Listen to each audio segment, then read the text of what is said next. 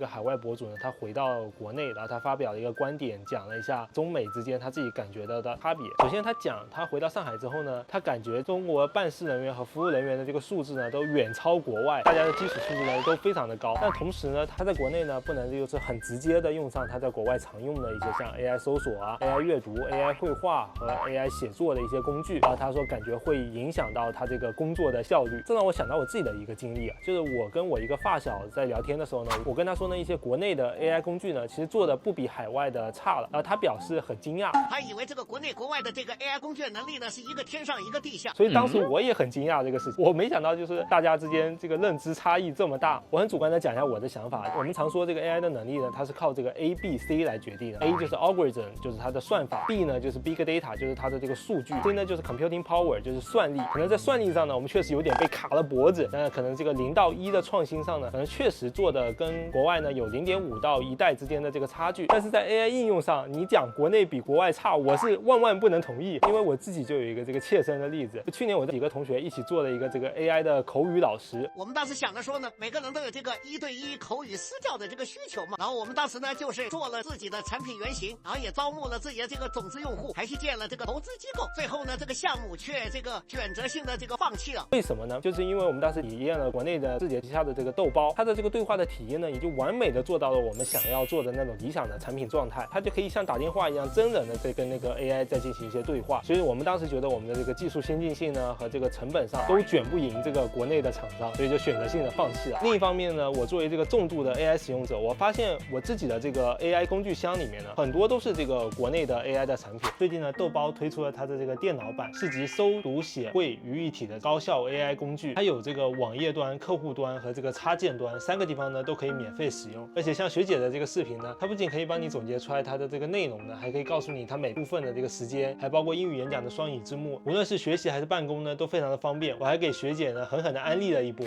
最近好像就确实我们感觉说我们的生活被 AI 包围。那天和学姐一起在逛商场的时候呢，看着一排的店，有卖手机、卖电脑、卖耳机、卖音箱、开学习机，全都是有关于 AI。他门口的海报宣传一定是把 AI 带上了。这让我想到了，就是原来那个段子，他说怎么样把这支笔卖给我？普通的销售员呢，这是可以写字的笔；优秀的销售员，这是给你签100万合同的笔。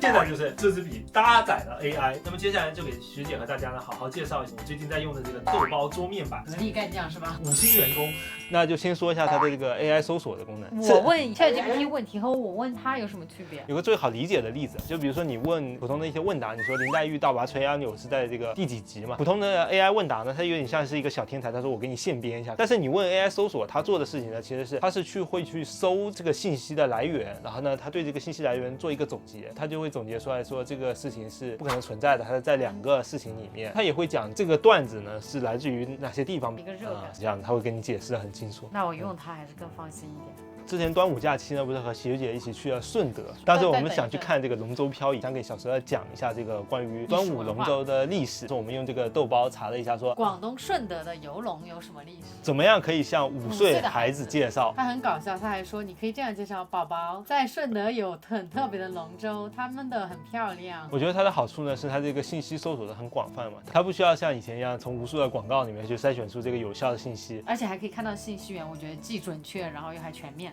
放以前的这34篇搜索，你还不得这个一个一个点开，至少花半小时去看完，然后再自己再总结一下，然后给孩子去讲。要看很多这个无效的信息呢，才能找到自己这个想要的内容，而且呢还不能这个追问。现在 AI 搜索呢可以一句话搞定，还可以这个多轮的追问。你还可以呢这个随时的这个划线，一键呢开启这个 AI 搜索，还可以支持这个图片的生成嘛。比如说我刚才让它生成一个粘土风格的一家3口的，之前呢我还让它生成了一个这个龙舟在天上的这个例子，来启发小12的这个想象力。随后呢还让它给我写了一条端午去看龙舟的朋友圈。这么好用的工具，为什么今天才推荐给我用？待会就给你电脑上装上。AI 阅读功能呢，在这个学习办公当中呢，也非常的有用。比如说呢，我会用它做这个 AI 论文的一个伴读。想起以前看不懂论文的时候呢，要是有人可以随时聊几句就好了。现在有豆包呢，可以陪着你一起来阅读呢，你就不会觉得孤单。比如说这个文献阅读呢，是我现在用的最多的功能，就是它可以这个量子速读。比如说我们可以直接把这个文章的 PDF 呢给到它，就问他说这2篇文章呢主要讲了什么内容，它可以量子速读呢去帮我读这几篇文章，然后把这个总结出来的这个内容给到我。这样呢，原来有一些概念呢，你要抽时间去了解了，现在呢就可以做到有不懂的呢，就可以随时问这个豆包了。平时我们在浏览网页的时候，比如说如果有些句子或者词不懂呢，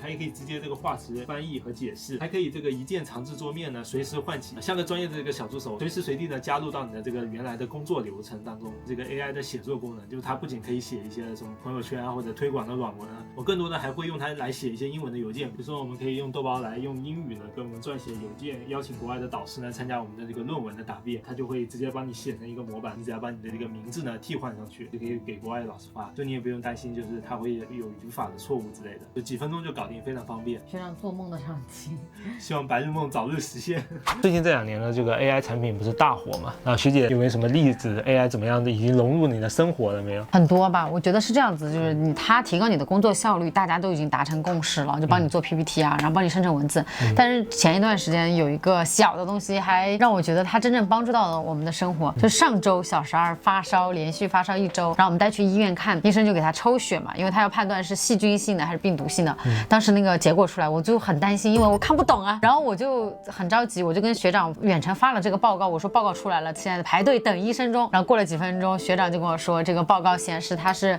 几%的细菌，几%的病毒来着。当时那个化验单上，这还有一个就是中立细胞偏高。其实我们俩没有这个医学背景，其实我们不知道说你中立细胞偏高到底是细菌感染还是病毒感染一些，所以我们当时就把这个化验单就丢给了那个 AI，就是让我们知道，因为病毒它也有很多是这种自限性的疾病，就是说你是会自己好的嘛，但是如果是细菌感染的话，你可能就要吃一些抗生素什么才好得更快。这就说到，就是说现在这个 AI 产品的发展，它已经越来越发展到，就在你有需要的时候，能不能这个随叫随到？你像豆包，它可以随时满足我们关于这个搜索啊、写作啊、作图啊、问答的一些需求。几个月前呢，我们有时候还会担心说，因为网络的原因，我们用不上这个先进的 AI 嘛。现在呢，我们就不仅要求这个 AI 它能够要随叫随到嘛，而且还要求它能够帮助你提高你当下的这个效率和这个需求，做一个你这个亦师亦友的这个好伴侣嘛。除了用 AI 来提高这个工作效率之外，我自己有2个小感受，就第一个就确实它有的时候能够帮助我克服一定的这个畏难和拖延的情绪。就我经常有些任务我觉得非常难，然后我不想去做，那我就会把这个问题随便就丢给 AI， 然后它就会给我一个出版的答案，它就有点像是往前跨进了一步，然后它就帮助你克服了那种畏难情绪，然后我慢慢的也就会去开始这个任务，就不太会去拖延了。第一个就是陪伴和情绪的感觉。第二个呢是有时候经常这个深夜的 emo 嘛，就特别想找人说话，但是那个时候呢，你不可能12点多钟了，你去找你的家人或者找你的朋友去说你这个深夜 emo 的这个心事，所以我有时候就会把这些问题呢去跟 AI 说。虽然它很多时候它表现得很积极，但偶尔有的时候它也会表现出它共情啊，或者是说它一些不那么正确的话，比如说它会劝你说实在不行你也可以放弃啊，这种就有的时候会让人家感觉到那种就不仅有工作效率的提升，还能有一些情感上的支持。所以可以看出来，其实 AI 它不仅就是提高了我们的工作效率，它还有更多情感上的这种价值。然后我觉得最好的方法呢，就是抓紧去用起来。比如说这个豆包的 APP， 感兴趣的同学呢就可以点击评论区的这个链接呢，可以直接下载使用，也可以下载这个客户端或者用这个浏览器的插件使用起来呢更加的高效。那么这期就这样了，拜拜。